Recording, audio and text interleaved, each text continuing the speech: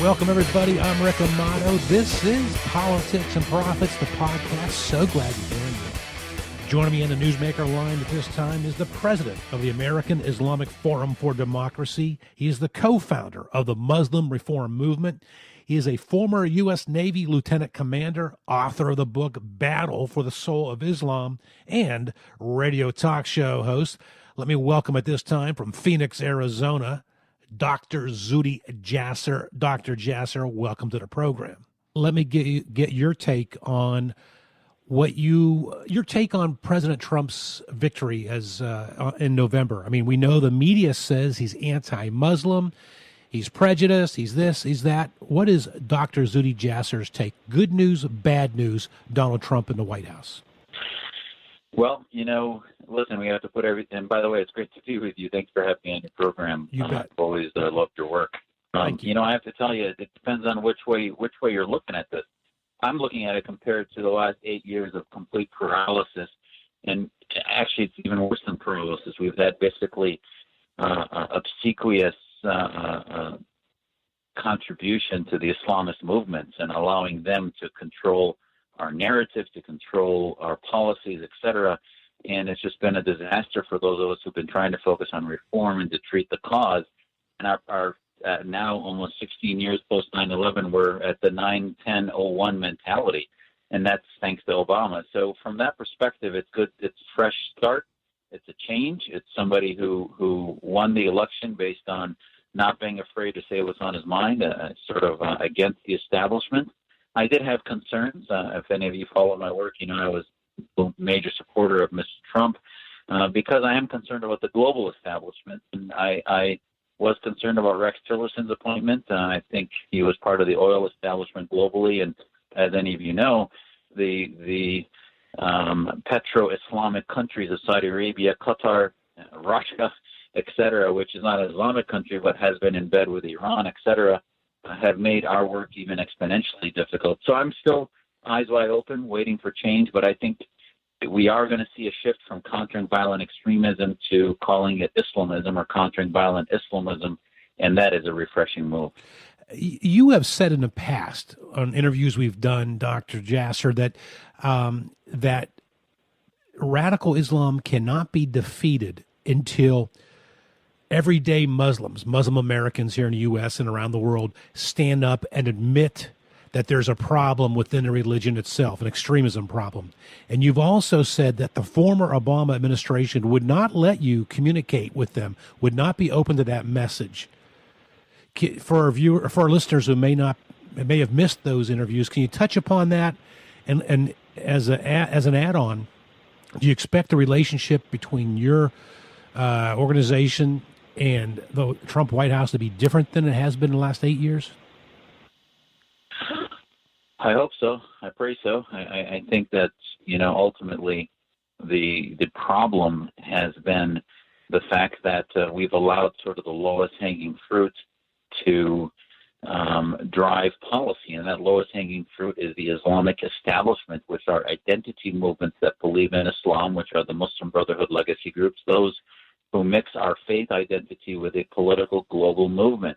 And if you look at radical Islam, it is a tip of the iceberg, and underneath that tip is a larger underbelly, which is global, large, massive political movements that are Islamists. So, if you look at the Saudis, they might be with us against ISIS, they might be with us against Al-Qaeda, but at the end of the day, they are also not only the firefighters, but they're the arsonists. Their ideologies, they beheaded more people in Saudi Arabia than ISIS has. Their legal system is a Sharia state.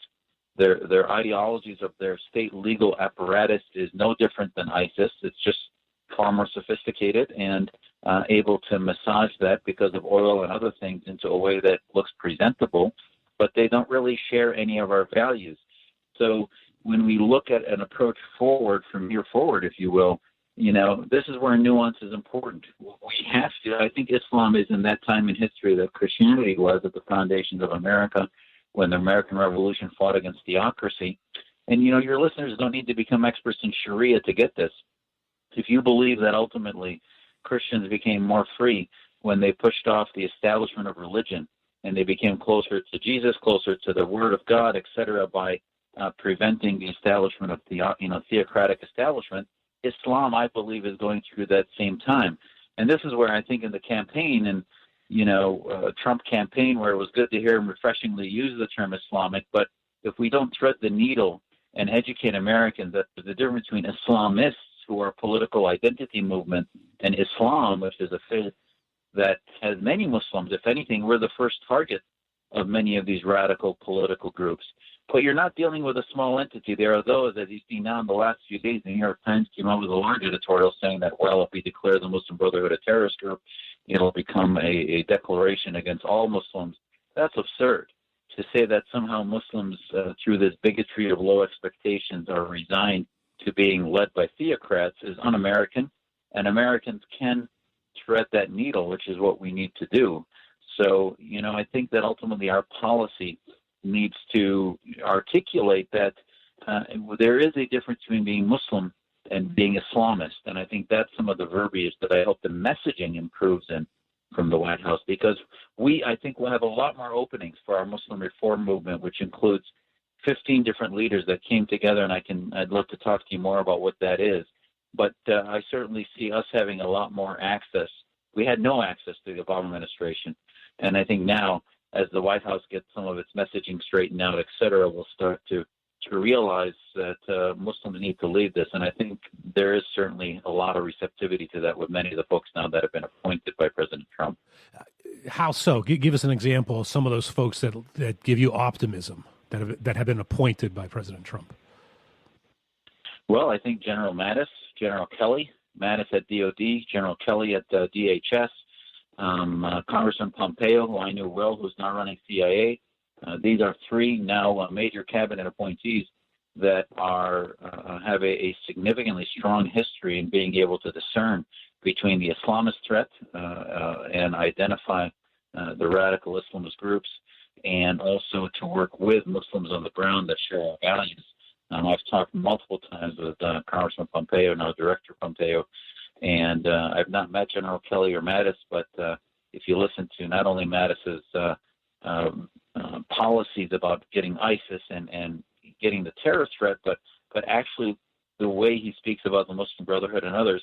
Remember, we went from somebody running the Defense Intelligence Agency, Clapper, who wanted to even believe that the Brotherhood was a secular group, which is absurd, to now having folks that have a track record of identifying that the ideological movements are the conveyor belt that lead towards the militants, that it's not just the militants we care about, but just like in the Cold War, many of these cabinet appointees have identified that there is a nonviolent precursor, just like in the Cold War, we didn't work with the communist parties of South America and Central America and Italy and other places to say, well, because they're not Soviets, they must be our allies. And similarly, you have now folks, I think, in leadership positions that realize that while we want to continue to maintain our alliances with governments, on the ground in the times of these Arab awakenings, as shifts are happening in populations, we need to work with free-thinking liberal groups.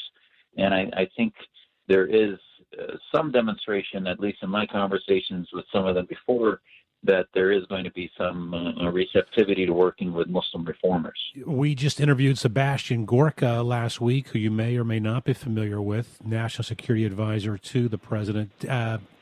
I forget the official title, but he said that they will defeat radical Islam in the long term by winning the branding war against extremism. And he used the analogy that you just used, Dr. Jasser, of defeating communism during the Cold War era. So that does seem to be the strategy going forward. What about this executive order? The media, the left, has called it anti-Muslim. Trump has said it's a 7-nation temporary ban. Is it anti-Muslim?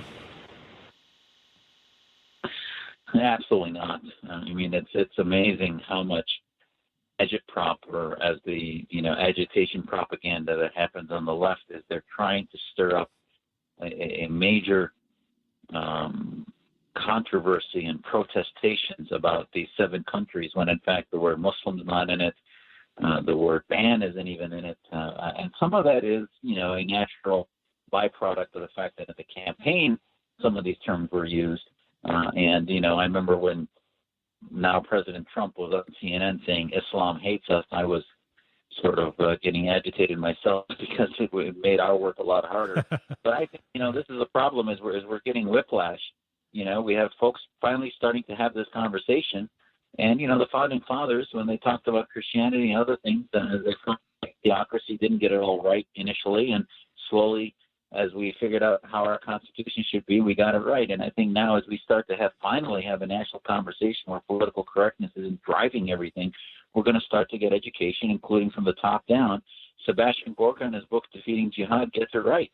Andy McCarthy just wrote a piece in the National Review last week in which he talks about how Muslim reformers need to be our allies. So you see folks in the anti-jihad movement that are not anti-Muslim, they're anti-Islamist. And I think there's nothing more pro-Muslim or pro-Islam than saying, you know what, we respect Muslims that are in the 21st century with modernity, equal rights, freedom, and liberty, and believe in condemning blasphemy laws, apostasy laws, believe in giving everyone the right to either believe or not, build churches, synagogues, etc. But we don't want to work with those who don't believe that. I mean, that's not only is it very American, it's part of the Universal Declaration of Human Rights, and it should be part of our policy. And yet the protests about this being a Muslim ban show you that they are simply using this because the axis of the left is all about anti-partisan, anti-right issues rather than actually looking at what are the values. I mean, I watched Bill Maher last week. He had Sam Harris on, and he's going to have Ezra Nomani on next week, who's been a close colleague of ours in the reform movement.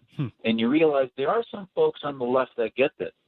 But for the most part, the Democratic Party, especially the political arm of the establishment on the left, has simply been using the Muslim community as a political tool for their partisan gains. Do you believe, though, that they're winning the pop culture narrative? We have just seen in the past week 4 Muslim American organizations turn down government funding because they felt it would be sending a wrong message to accept money from the federal government when, quote, you have an anti-Muslim president in the White House. That says to me that we are losing the pop culture narrative to the left when it comes to communicating with Muslim Americans. But your take on that?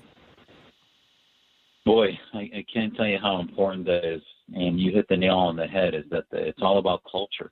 You could have the greatest strategy in the world, and as Peter Drucker said, an old businessman, he said, culture eats strategy for breakfast. And in the pop culture world, until we get our messaging, it's not only about what we're against. We need to talk as Muslims and as a government in our policies against radical Islam, what we're for. So if we're for freedom and liberty, for those who believe in civil rights and human rights, that includes Muslims, not only that are minorities, but dissidents like myself within the Sunni majority would also be our natural allies. So when these groups now, because of the agitation propaganda from the left, are trying to say, oh, we won't take any money because this is money as if it's coming from Trump, even though they had all applied, gotten accepted, and now you had huge grants given to Muslim groups that included $10 million, and they're rejecting $2 million of it. The message to the kids in that school at Claremont or in other Muslim organizations that are rejecting it, the message is, you know what? Don't work with the government here. Don't take their quote-unquote dirty money as they want them to believe. They're telling them that this is part of the enemy. So, we need to fix that narrative, because right now that's who's speaking for our community, are folks that are telling our kids that the enemy is American government, the enemy is Trump, etc. And, listen, this "not my president" meme is also being pushed by Islamists. I mean, as I said before, I didn't support Trump in the campaign, but now he's my president, and I will do everything possible, as I did with Obama. I tried to meet with him. He was my president, even though I didn't vote for him. So this is my president, and if they want to help us reform our community and move towards successful programs that engage and assimilate our community into the society, we should work with that. And the rejection of it, I think, proves that they're separatists. They're not about helping America. They're about helping their own identity movements. All right, Dr. Zuhdi Jasser, always a pleasure to catch up with you. You're never one to mince words, and we appreciate that. Before we go, not that you need to, any final comment you'd like to say to wrap things up? Well, thanks again for having me, Rick. And I would ask people to follow me at Twitter at Dr. Zuhdi Jasser, and also our new website is takebackislam.com. Takebackislam.com. We'll have a newsletter rolling out there, and our Muslim Reform Movement has a website that'll be rolling out the next month at muslimreformmovement.org. Thank you. And that's takebackislam.com is the website? Yes. Okay. All right, Dr. Zuhdi Jasser, once again, thank you for joining us. I'm Rick Amato. Back with some final comments right after this. Stay with me.